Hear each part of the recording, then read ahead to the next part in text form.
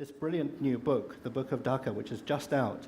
And we're joined by four people who in very different ways have been involved in the creation of this book.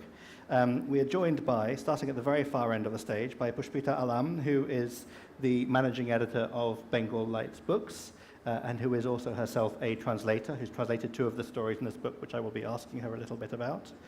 To her right, Syed Manzurul Islam, who is a professor at the University of Dhaka and an award-winning writer of short stories and novels. He's a translator and an essayist as well, and he has a story in this book, which we will be discussing. To his right, Kaisa Haq, who is a poet, an essayist, a translator, as well as being the director of the Dhaka Translation Center, which is one of the organizations that led to, by a slightly strange route, I think, led to the production of this book. I'll ask Kaisa to explain the origins of this curious thing in just a moment. And to my immediate left is Arinava Sinha, who is a very distinguished, very brilliant translator from Bangla to English, who has translated one of the stories in this book and is also, with Pushpita, one of the book's editors. So it's a great pleasure to have all of them here. As I said, I want to start by asking Kaisa to describe the kind of moment of origin of this book, because it's not. Normally what happens with a book is you end up with a writer who writes something and they find a publisher. Nothing so simple with this one. In fact, You use mic. this is 2016. The Dhaka Translation Center was launched in 2013. Very hastily. I was in Paris on a residency at the time. Before I had left for Paris, I had been entrusted with the Dhaka Translation Center as the director, and but nothing had been done as yet. And when I was there, Qazi Anis, who is the vice chairman of the board of trustees of ULAB, and the translation center is attached to ULAB, he emailed me urgently and said that we must launch a book at the next Litfest in November. Like it's the easiest thing in the world. To announce the appearance of the Dhaka Translation Center. Okay. So, three stories by Hassan Azizul Haq. Well, there was actually one long story, and Anis had found somebody to translate that. So the draft was sent to me. It had to be reworked considerably. And then there were two other stories. One had been, again, done by, I think, Ifat Nawaz. And that also had to be sort of, overhauled. And one story, I and a colleague of mine had done years back when we had launched a literary magazine called Form, which folded after 4 issues. So I retrieved that and put the three together to make a volume that would not look too slim, a slim volume that would not look attenuated completely. So that was launched at the 2013 Litfest here. And when that happened, Emma Da Costa of Commonwealth Writers was a visitor to that Litfest. She was wandering around. She saw that there was a Dhaka Translation Center being launched, and she got in touch with me. She said that, look, we are looking for partners. We want to collaborate with people, organizations which are involved in promoting translation, literary translation.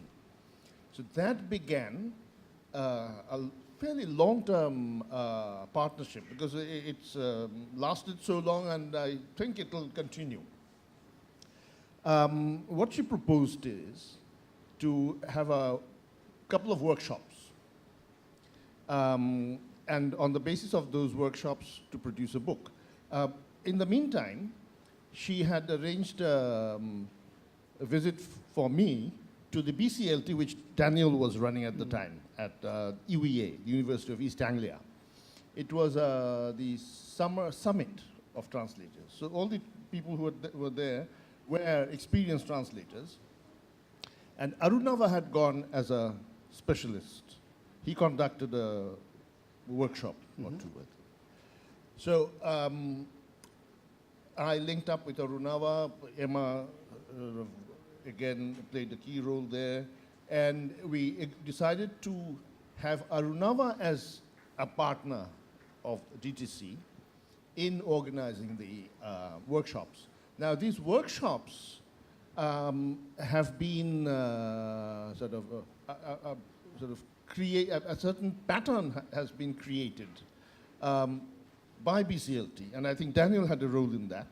So it's very interesting that the workshop lasts for 1 week. There is a specialist guiding it. So Arunava would guide it. We invited applications and selected 10 participants. And an author, masochistic enough to make himself or herself available at the workshop and have all kinds of odd questions thrown at her or It's him. brutal. You have no idea. Okay. I believe that author is here in the audience. Shaheen Akhtar, are you here? She was here. She'll come, don't worry. And Shaheen agreed. So we selected a story of hers. She sat through many hours, on a number of days, out of the 5 days. And the Arunava and his team went through the story sentence by sentence, paragraph by paragraph, line of dialogue by line of dialogue, questioned her innumerable times. And as this was going on, she was not only squirming, but seemed to be liking it. Because she later Writers are very strange, though. you know, because she later on said, I'd never thought about these things. Huh. It's going to help me a lot, So when I revise the story, it'll be quite a different one from the version that has been published. And one of the things that we talked about is the absence of serious editing in the Bengali publishing traditions. But after that story was done, this is one 7-day session in the first year. Then we decided to assign a story each to the 10 participants. They would work on them, be in touch with Arunava and us, and over the year, the outcome would be a collection of 10 stories. But we wanted a publisher. Bengal Lights Books, which is our partner, can publish here. We wanted a UK publisher as well. And there, now this is interesting. Emma Di Costa looked around. No one was interested. Finally, she found Ra Page of Comma Press, who was quite enthusiastic, but there was one catch. Comma Press publishes books of stories set in different cities. So they have a book of Rio. Book of Rio, Book of Gaza, Book of 10 stories, Tokyo. Gaza, things like that. So we had to then change the initial selection and find 10 stories set in Dhaka. I'll come back to that question later, but I think it's quite interesting that the process of deciding what goes into a book like this and what that selection tells you. But Arunava, what we're hearing is one of the things that makes this a very curious project. I mean, I'll ask Pushpita in a moment to talk about her experience of being in those workshops. But the very fact that the book comes out of a project which was developed to train translators, essentially. One of the things there was a panel on this stage yesterday, 3 of us were speaking, and one of the things we talked about was a need for there to be more really good translators from Bangla into English. And this book, Arunava, is almost part of a training program. It's a celebration of great writers, but it's also itself a device for training translators.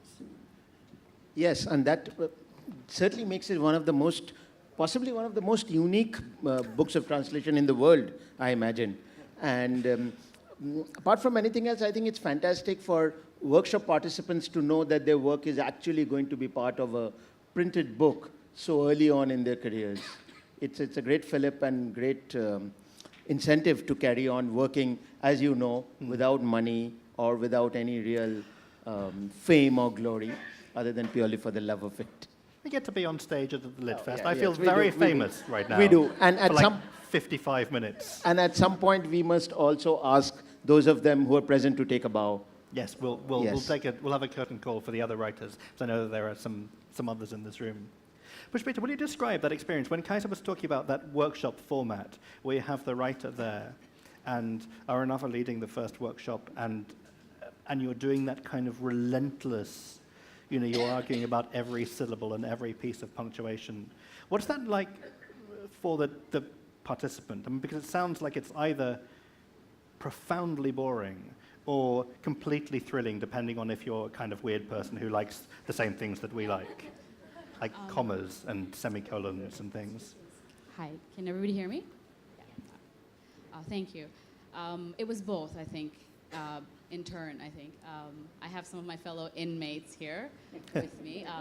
I think what would give you an idea of how it was is if I tell you how much we got through in 5 days. Think about it, it was about half a page. Mm-hmm. So we basically... On the better days. Yes. Yes. And we fought over every word, every punctuation mark. But I think it was thrilling because when you're doing it on your own, you tend to see very, in a myopic way. But I think when you see all these different perspectives, and most of them you don't perhaps agree with, but it just opens you up to so many possibilities in translation. It also obliges you to articulate the things that because when you're translating, as you said, you have this kind of focused view of this piece of work you're producing. And in the same way that Kaiser described the writer being asked lots and lots of questions, why did he use this word? As a translator in that collaborative process, you kind of have to do the same. Absolutely. Because if you've decided to if you have a sentence with, you want to put a comma in the sentence, and I don't want to put a comma in the sentence, which is unlikely because I almost always want to put commas in sentences. But in this weird hypothetical universe, you have to persuade me somehow by articulating what you're doing that there is a reason for this comma to be there, which is something that when you're working on your own, you don't have to articulate that, right? Exactly. And sometimes that's not the best way.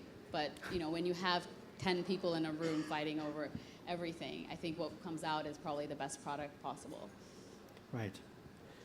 Let's move on to this question. Before we talk about a particular story, because I want to talk about the weapon specifically, but before we talk about that, this question of how you choose what the stories are going to be in this collection. Kaiser, you said something about having to move from your original idea to choose these stories that all have something to do with Dhaka, to fit that pattern that the publisher has, the Book of Dhaka.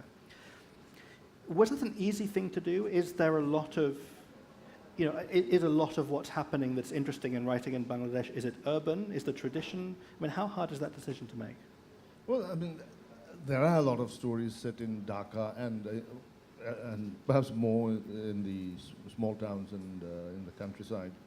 But you see, in putting together an anthology, it's more than it's not just the quality of the stories that you have to consider, because you have to think of 10 stories, and none of them should be in length, sort of should in length overpower the others. Sort of more or less, within a certain range. And then covering various aspects of life in this city, and also various key aspects in the history of this city. So these are the things we had at the back of our mind. Because you had to think about people reading them as a collection of 10, not just enjoying one individual story. Exactly. I want to talk about one individual story, since we're very, very pleased to have one of the writers here with us. And it would be nice to give an example for you to have a sense of what one of these stories was like. The Weapon it's a kind of story about a young man's loss of innocence in this difficult place. But I wonder if you can say something first about, I suppose, about the origins of this story and what it was you started with. I think some writers start with a character or a real person or a scene or a title or can you say what it was that this story came out of? All right, for my themes of my story, I go to the newspapers, I listen to people's stories. I have students from all over Bangladesh. They all tell me about stories of their lives. And sometimes I depend on journalists. Surprisingly, they are one of the best sources of stories. This story I picked up from a student of mine who was a journalist. This was about a boy was waiting for sentencing in a court of law. And he had obviously met the boy and felt the pain because, as you said, this is the story of lost innocence. I went to the court, and the boy did not want to open up to me. He thought I was one of them. But maybe because I'm a teacher, I have a sympathetic voice sometimes. So eventually he opened up and started talking about his life. So it did not begin from a project. And I mean, I usually don't pluck my stories from thin air, as they say. I like to relate to life, and even if I have imagined a story, I would like to mix up events from real life and introduce some kind of disbelief in the shape of supernatural events. Sometimes I have supernatural interventions, because if you look at people's lives, they do believe in these things. I also have grounded my stories in the folk tradition of storytelling. And the benefit of borrowing from storytelling tradition is that space is shared by the narrator and the listeners. So the glass wall between the narrator and the audience is broken. And there is an open participation by the audience. This I feel very rewarding.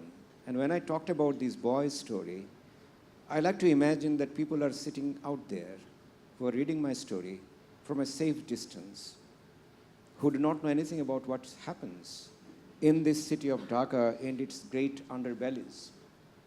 The drug lords, for example, the gun runners, and political thugs. They rule this underworld. And they regularly induct adolescents, because they are the most expendable, Of course. into their trade. And this boy, his name is Ponir, and that's a real life name, but not that boy's name.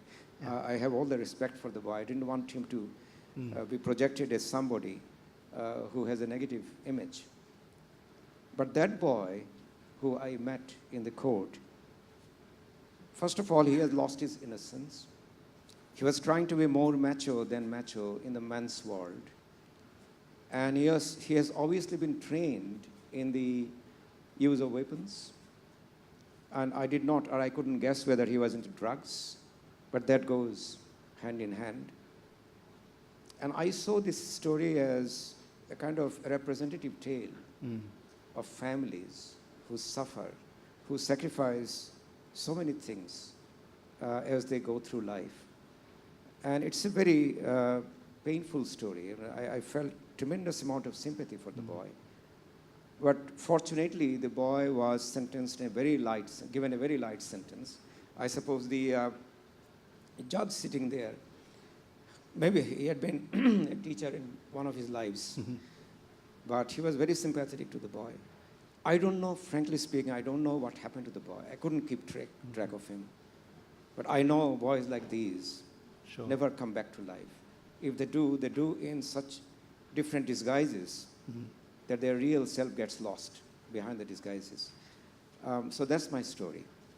Thank you. I want to come back in a moment to something you said about the sort of the way the story is told, that kind of storytelling voice and the tradition that I think it's a part of. But I wanted to ask you first a question, which I suppose is a question about process, probably more than anything. Getting from this young man you're talking to, who is a person in the real world, to a 20-page work of something that's presented as fiction, that is constructed, beautifully put together. Can you say something about whether there is a moment as a writer that you know the shape of the thing? Because a story, obviously, it's sort of about reality, but it's a constructed thing. And so I wonder whether, is the writing itself, is that part of, do you discover things by writing, or do you have a very clear sense of what you're doing? Everything kind of takes shape, and it's only then that you actually put it down on paper. It's a difficult question, really. I never thought about the way I write a story or construct a story. But first of all, I think about a theme. Because from a newspaper, a story stares at me. A separation somewhere, a heartbreak somewhere else, something very strange happening, like as it happens in magic realist fictions, right?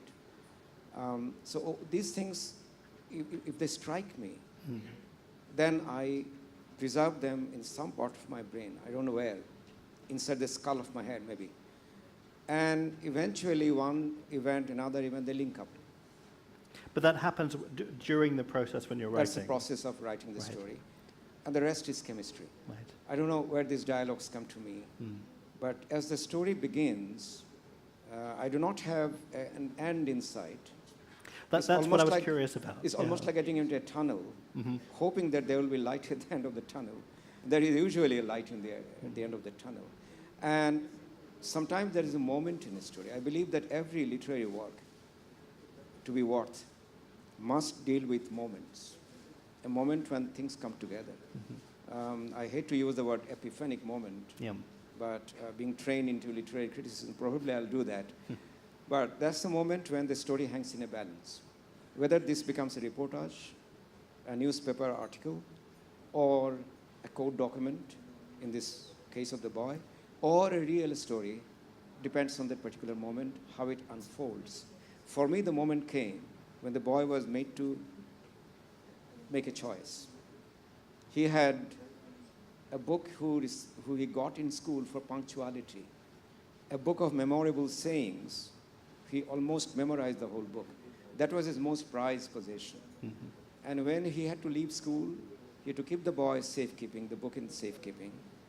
And then he got a gun as well. At the very end of the story, the boy was going away into the night to take revenge for his master's death. And he was also going to meet the girl who he had newly discovered in his life. And he started at 10 at night his little trip to these destinations with one book, with a packet in one hand, A polythene. containing the yeah. book, a polythene packet, another polythene packet containing the gun. And now along the way there was a manhole. Dhaka was famous for his manholes 20 years back, not anymore. And the boy throws one packet into the manhole. I frankly don't know which one he threw. I was going to ask you that question. I wish I knew. It's one of those things that I think we always assume as readers, that writers are just keeping secrets from us, but you all know. But in a way, one of the reasons I was asking about that kind of process of discovering while you're writing was precisely because of that ending. Because the narrative voice, this kind of storytelling voice, feels very much in control and even says things like, of course, what was going to happen later is... So it feels like this whole thing is inevitable, if you like. There's this process That's the towards... storytelling tradition. Yeah. In my childhood, I listened to this fantastic woman who used to tell us stories. And she was a great spinner of the tale. And we all sat mesmerized when she was telling a story. In the middle of everything, she would go into the ritual of, preparing a pan, the chewable thing, suspending us in great balance. And we were just waiting there for the story to begin impatiently. Then the moment we say, where is the story? She would say, no story is lost in life. Just wait. And sometimes she gave us the option to construct our own endings. This prince coming with a winged horse, trying to rescue the princess. Well, I once killed the prince, and all my friends were jumping on me, murderer and all that. She intervened. She said, well, in real life, princesses get killed. Princesses too. So that's the kind of lesson I learned from at that age, you were obviously going to be a writer. So predicting what is predicting what is going to happen is part of the storytelling tradition. Right. It's like Shakespeare's plays. Everyone knows the ending. Yes. But the story is in the telling. Every telling spins a second story. A third story also comes. And between second and third and the first, there is a whole world of difference.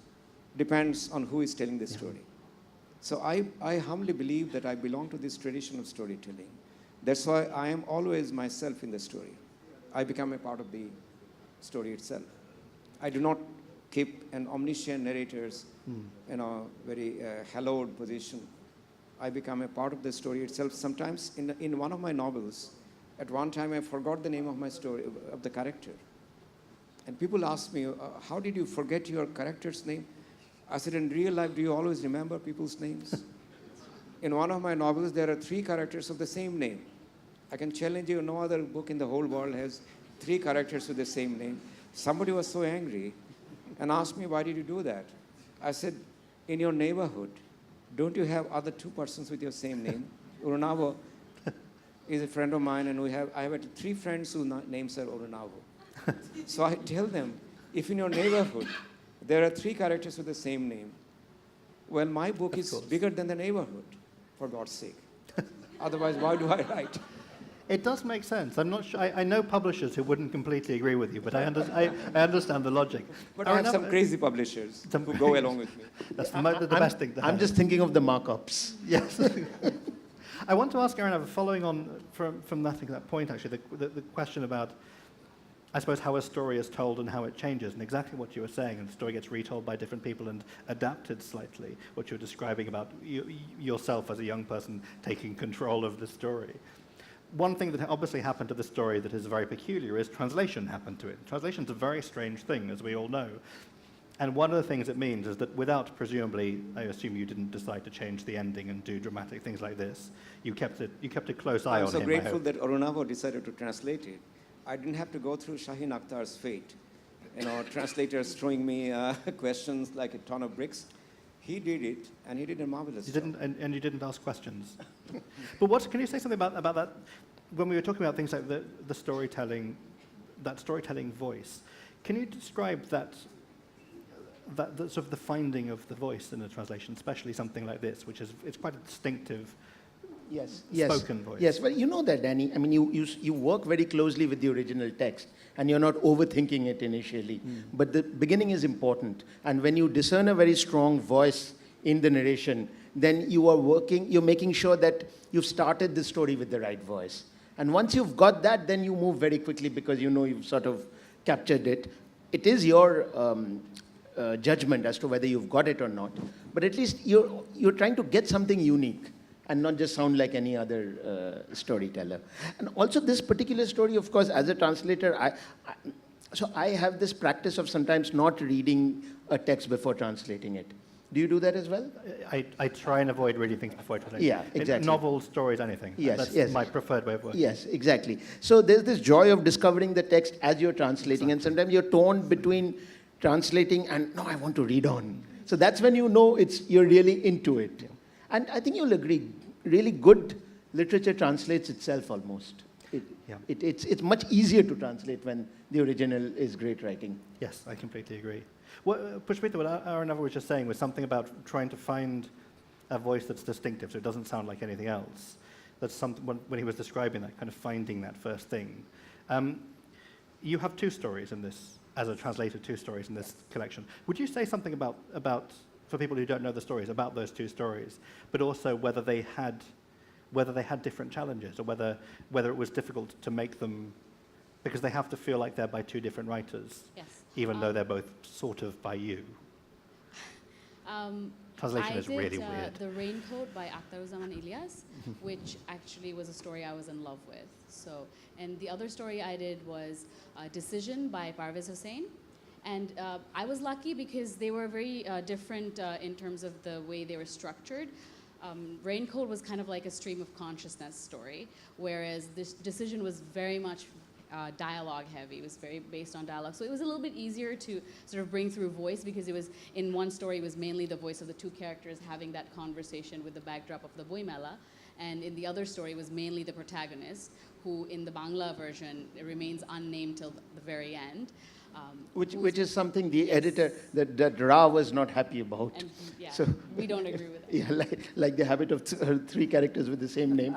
Here, Ra said, can't we just name him up front? And I'm like, but if the author didn't, then maybe we shouldn't. Okay, I'm asking you a question about that in a moment. I'm writing this. I've written down editing because I absolutely am convinced I'm going to agree with Ra and not with either of you. But we'll save that for a moment. I'm sorry, keep going. No, I mean, my job was made easy by the nature of the stories themselves, so I didn't really have a huge challenge. But I think in one of the stories, I didn't have an author to sort of ask questions from. So that was, in a way it's intimidating, but when you know that the author is going to read the story, but also, you have a sort of backup. So I had both, and, one of the stories, Akhtar Zaman Ilyas is no longer living, so the rest of our authors read the story, so they gave feedback. I had, And is that part of the process is presumably nerve-wracking, but also... Absolutely, yes, yes. Are either of your authors in the room at the moment? We have one here and one in the audience, I think. Do we have more authors? Yes, Shainappa's here.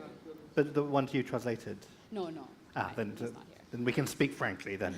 Yes. But they were helpful and they were lovely and they were completely amenable and we have Yes. nothing bad to say about them, I'm sure. Which is not how On translators stage. normally talk about their writers, yes. Yeah, nothing's on stage, yeah. Let me pick up on that thing which you mentioned earlier about editing, and I don't really even know who this is a question for. Kajsa said something at the very beginning of our conversation about there being a lack of editing in certain kinds of publishing worlds.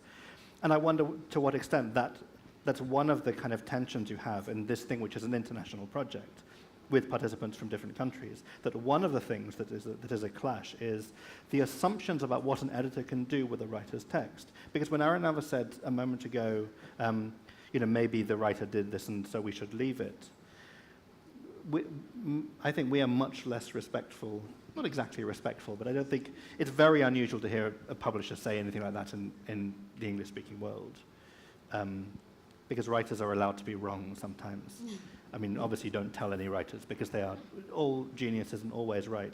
But there is an assumption, I think, this kind of individual genius that you can't possibly tamper with what they've done. But I'm interested that was a kind of point of tension, not tension, but there was a kind of point of conflict in the way the two of you were thinking about the editing process. And Ra was thinking about the editing process as a much more, interventionist thing? Yes. Well, I would also, and I did eventually defer to Ra's judgment. And the reason for that was that we were both very close to the story. So perhaps we understood the story much more than a reader would coming to it cold. Account, yeah. And so we trusted Ra to represent the cold reader's point of view. And if it was confusing to him, then it made sense too. But that's almost always what we expect an editor to do in the English-speaking world.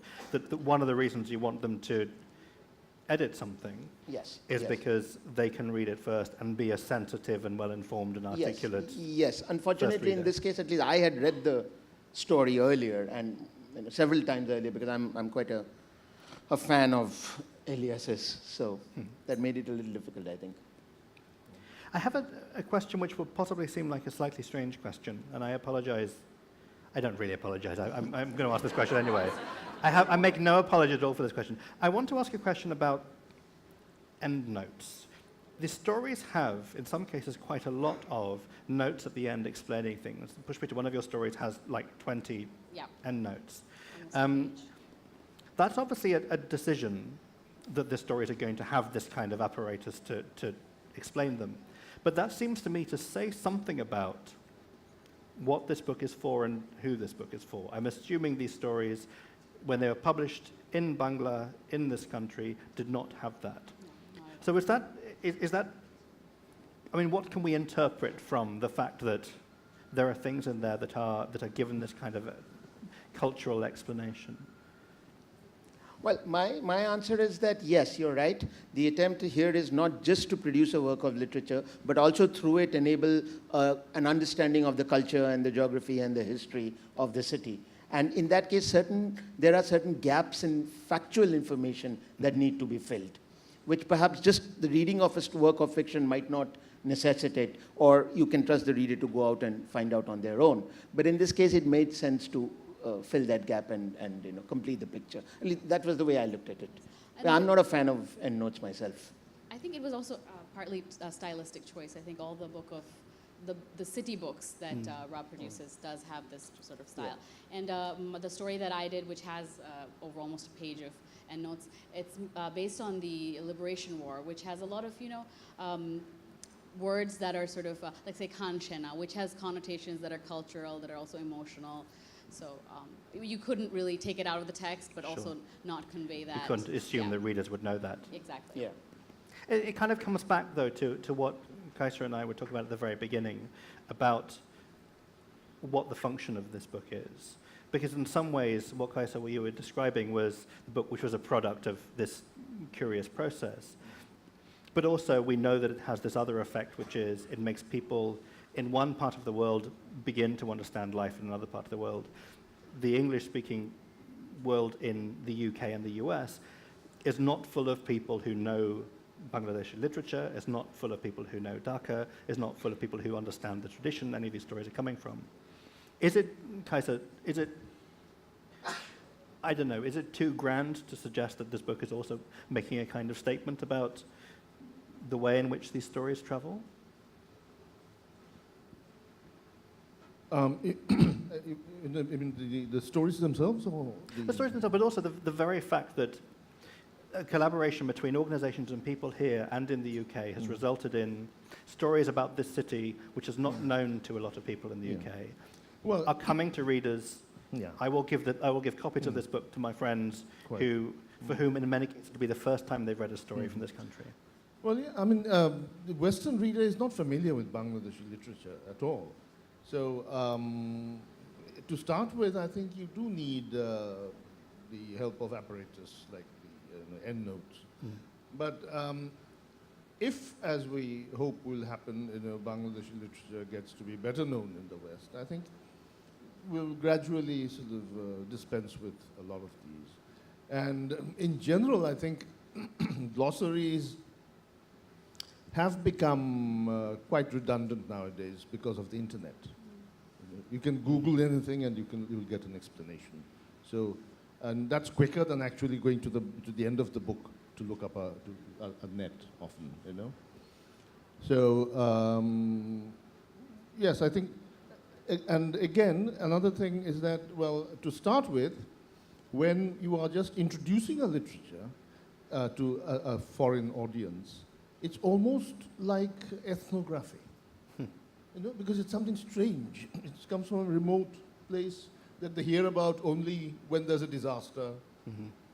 And here you have a complete world, sort of social relationships, certain structures of feeling, in the culture.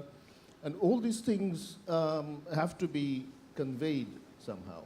And to start with, I think you have to be sort of pay special attention to the problems that a foreign reader may face, in encountering a strange new literature. Let's see how. But it also comes back to the thing you were saying a short while ago about these things all being together, and what you're presenting to these new readers isn't individual stories or an individual story. It's these 10 things that are collectively In paint a fact, picture of something. sort of a rounded picture of the city as it has been over several decades. So you get a sense of the historical turmoil that this city has undergone, and also the social fabric, the social and individual problems that people are facing on a daily basis, you see. So, yeah, it's a kind of an attempt to do something impossible. In a short book of just 10 stories, it's really impossible to present a city of 20 million people who have had a very turbulent ride over the last few decades.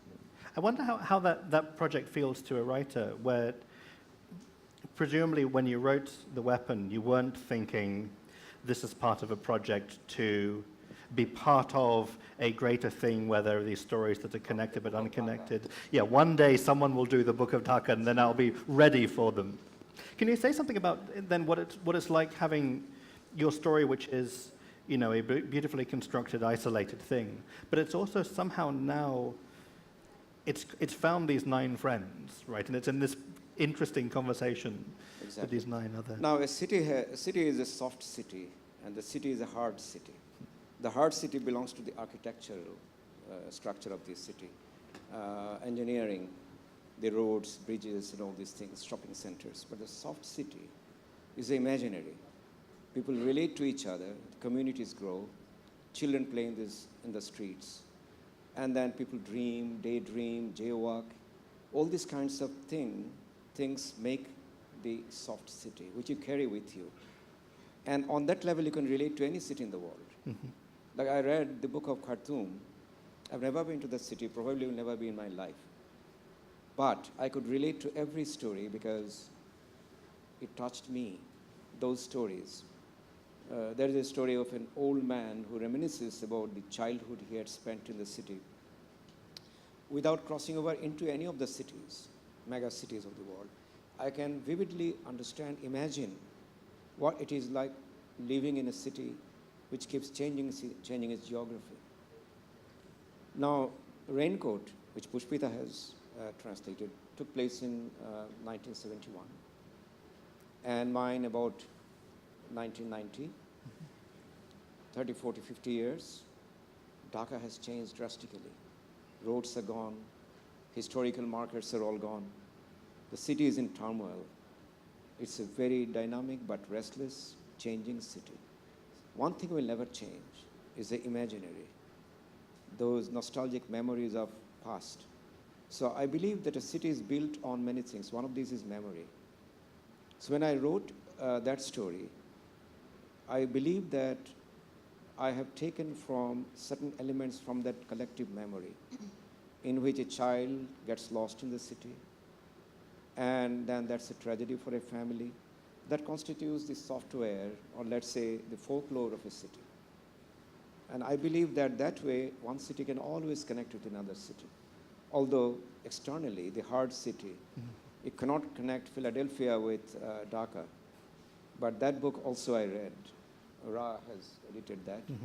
And that Philadelphia tells you not about the structures, tall buildings and all these things, but about people and the lives they live under the shadows of big corporations, all those money, blood-sucking instruments of power, and how they struggle continuously. That is something that I believe which connects all my stories and the stories in there. And one question you asked in the beginning is whether in Bangla literature you have urban novels and other literature. Most of Bangladeshi literature is set in the villages, because the villages have a huge presence in our lives. It's festival time, almost half of the city empties itself. Everyone makes a beeline for the villages. The roots are there. But increasingly, we are becoming urban.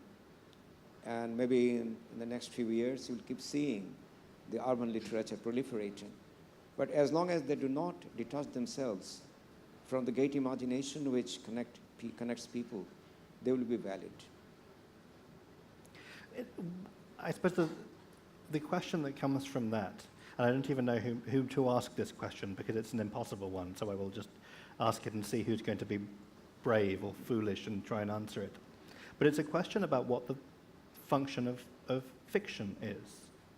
Because what you were describing when you were talking about reading, for example, the Book of Khartoum, is very much my experience reading the Book of Dhaka. The first in this series I read was the Book of Rio, and Rio is a city I know very well. I've subsequently read others and books about cities I don't know at all. When Kaisa was talking about this sense that bringing books kind of across borders and across the world, we think of it as having this kind of ethnographic function.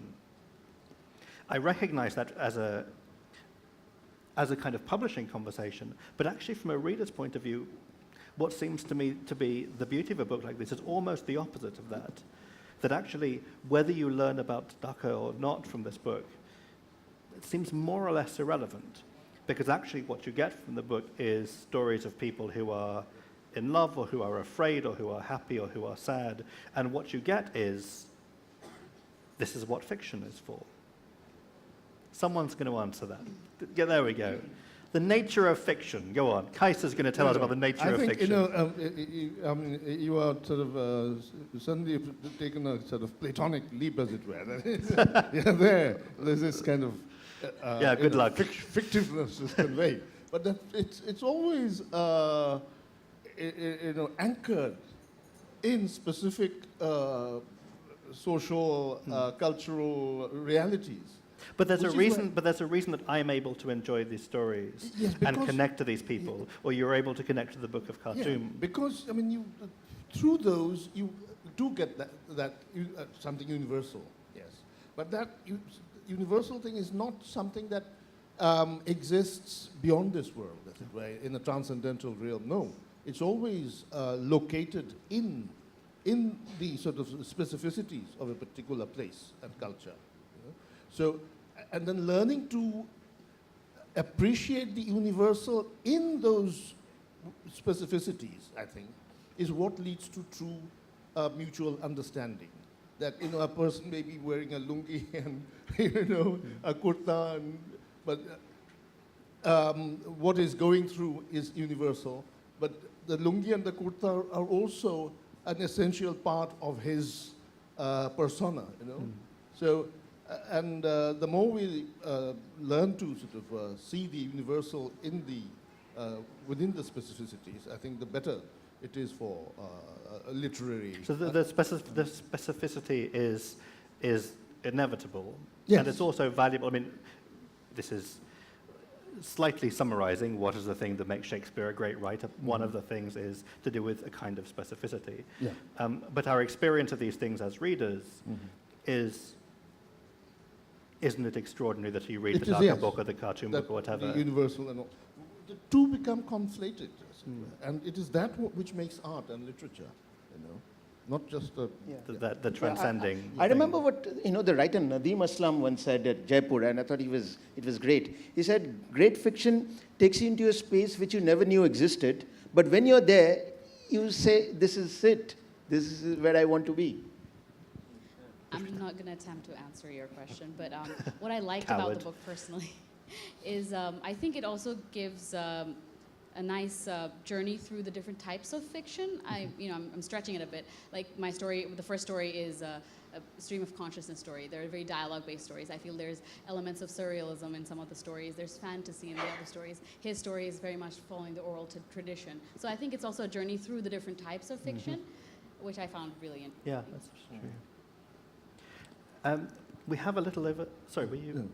One thought just crossed my mind. I mean, as our project develops and as more Bangladeshi works get translated, and if they do find a readership,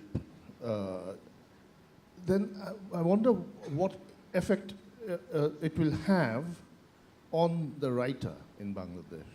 Because, I mean, a writer always has an audience in mind. I mean, one is a very real audience, like, you know, he knows that the editor is a friend of his, and there are some friends who are going to read his story as soon as it comes out. And then there's the potential audience, which is also a very real presence, that I hope that it'll reach all these people. That the horizon is going to expand, I think. And so the writer will then think not only of the reader in Bangladesh, in the Bengali-speaking world, in West Bengal, Tripura, the subcontinent, but also the Western world, the world as a whole. Could that be a bad thing? I mean, might that be a bad thing? Sorry? Might that be a bad thing? No, that that's what I writers was have thinking a about, sense that I mean, the book has to be how- palatable to. Yes, how the writer sort of responds to this awareness of the large audience. It can be a problem in some cases, like, there may be a tendency to produce something, you know, the lowest common denominator, which will appeal to everybody, and then one might start thinking about, the demands of the market, you know, like, I mean, a novel about a contemporary Muslim society, given to a Western publisher. You know, the publisher may just get back and say, you don't have a few fundamentalists, you know. So put a few in, you know, because otherwise it won't sell. So that's the kind of thing I'm worried about. That, you know, the sort of dynamics of a particular story may not require a fundamentalist, you see? I mean, it's a story about something else. But the market out there may force the writer to sort of change in this way. Or to lose some of that specificity we talked about by writing the kind of story that doesn't need 20 endnotes, because you're assuming that your readership is going to, that you're not going to put anything in there that's going to be in any way new, frankly, to a The readership. Murakamiization of. So Murakami basically writing for the New Yorker. Yeah. That's the idea. Yeah. Yes, we're all thinking of Murakami at this point, who basically writes for the New Yorker. We have about 10 minutes left for you to ask questions. I So wonder I'm- if you could just briefly have You the wanna do that now? translators and authors. Yes. So who are the other? Who are the people who? I suppose authors and translation Yeah. should be. The authors. We're going to make you yeah, stand. Do you Shaheen wanna- Akhtar is here, I think. Shaheen. And the translators. So they No, don't- if you'll give us a moment, we are just trying to. Shaheen Appa, would you like Would you to? please come up? Yeah. Shaheen is the writer who subjected herself Oh, that to was that you. grueling process Is she- in the first Yeah, workshop. she used to look different. Can I just say, the first time I did one of these workshops, I was running the workshop, and we had a Portuguese writer who was with us for the week, and he had just stopped smoking, and by the end of the week he'd taken it up again. Absolutely swear. Within 4 days he was a smoker again. This is what we did. But you look surprisingly kind of still here. Would you mind saying something about what the experience was like? Would you pass that?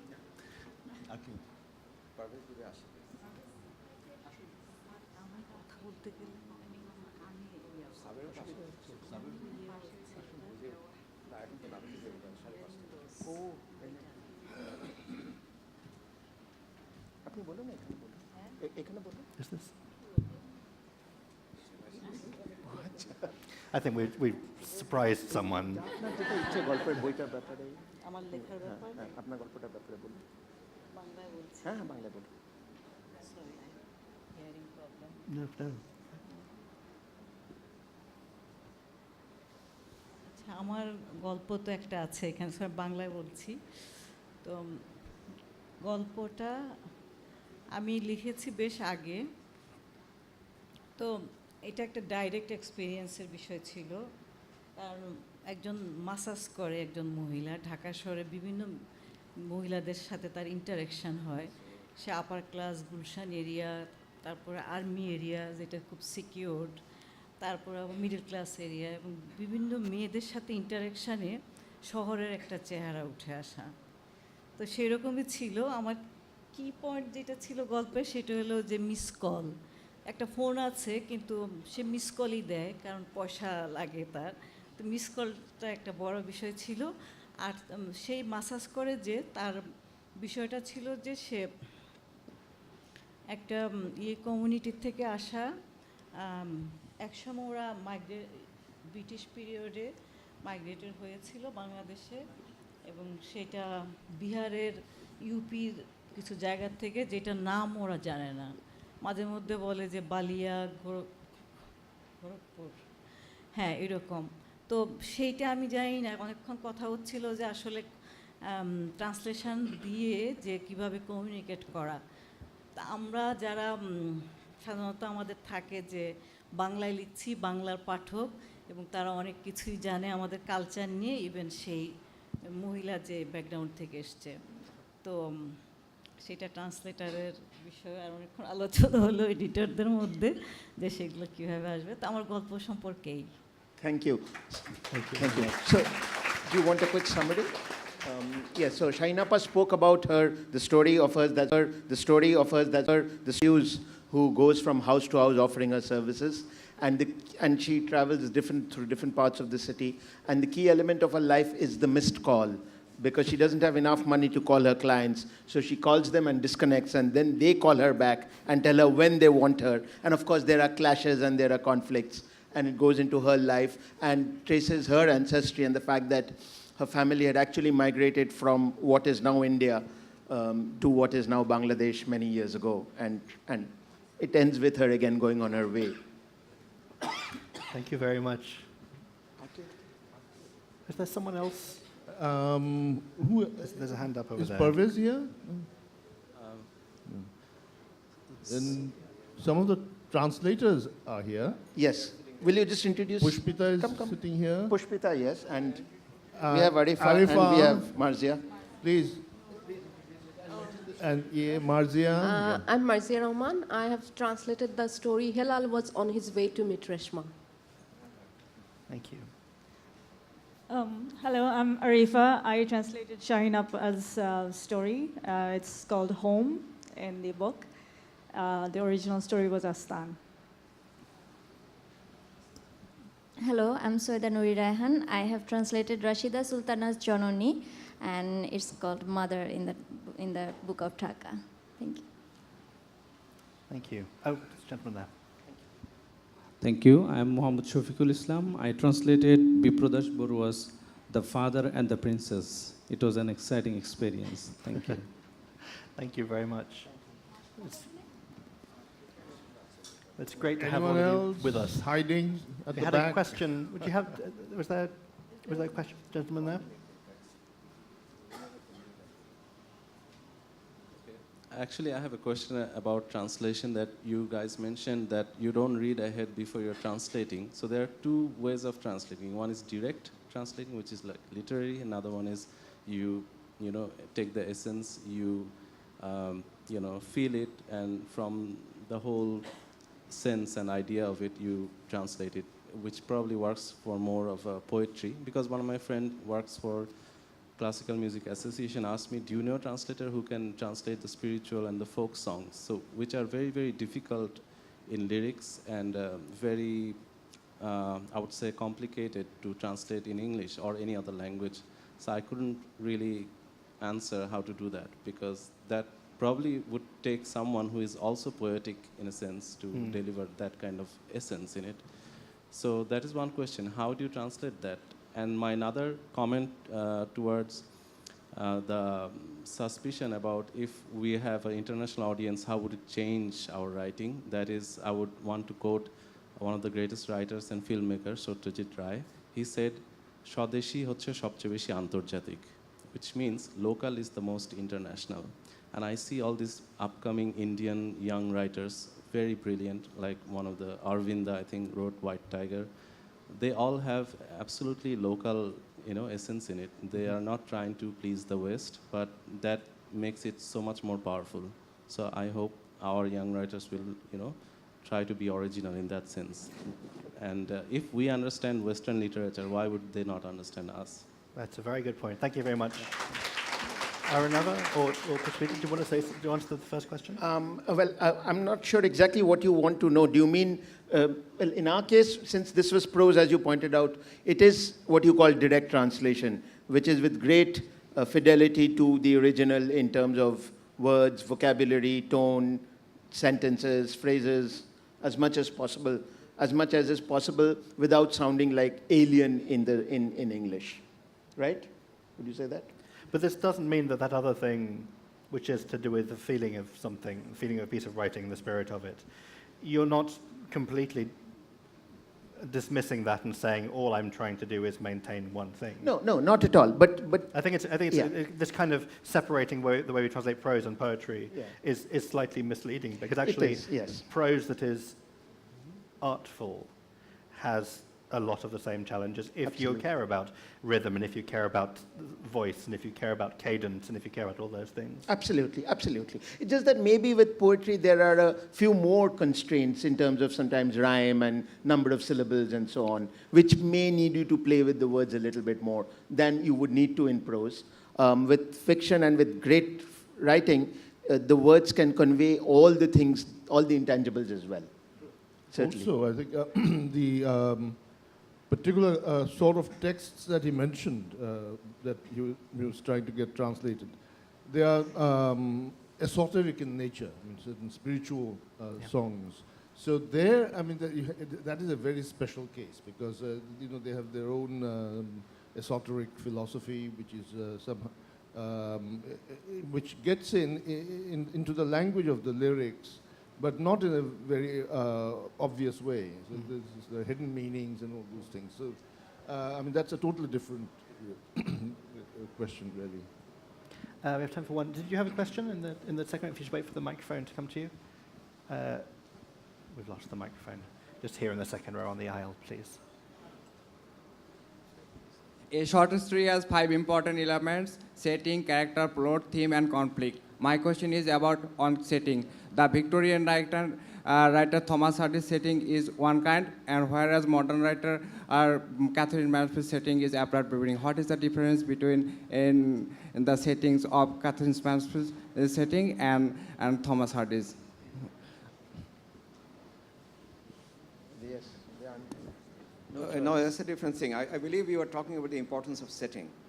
If you have noticed, all the 10 stories are set in Dhaka, but setting itself is not enough. It's just a place which gives you an ambience, a space in which characters move around. But more important elements of a story are how you are being true to life experience. And that's one comment that I really appreciate, that you must be true to the local. I don't believe in playing for the gallery. Writing for a particular Western audience's mind would probably introduce an element of facetiousness in your story which will sink it. So you cannot exoticize your setting for the sake of some readers out there. You have to be true to the ambience, the feelings, the sense, the feng shui, the Chinese say it, isn't it? That's what is important. So different writers treat settings different ways. That's the standard. If you read our literature, the same thing. Setting is never one constant. It varies, changes over time. And some stories might not even have a setting. Yeah. Thank you. Let's take a very quick question from the young man here. We're almost out of time. Does urban narrative or narrative of the urban has always to do with the cities, the location of the cities? Because can't we understand urbanity itself as a stylistical device or a narrative trope rather than a story of the city? Because if we can understand location as a translocationality, which is more, if we set it juxtaposed against the reality, which is not dynamic, and urbanity as a dynamic. So in this informational age of this, in the age of Internet of Things, can't we understand that soft narrative of the urban, the sub-superstructural, post-infrastructural narrative of the urban within the stylistic device of locating urbanity as a process, not a product? I take it as a comment, so it doesn't need to be responded to. It's a good comment you made. Yeah. Thank you very much. I'm sorry, we are out of time now. I'm sorry for those of you who still, a couple of hands still up there. We have to finish on time because there'll be something else coming in here very shortly. Thank you for coming. I do very strongly encourage you to grab hold of a copy of this if you haven't got one already and read it. It's a brilliant book full of great stories. But before you do that, do please join me in thanking our lovely speakers today. Thank you, Danny.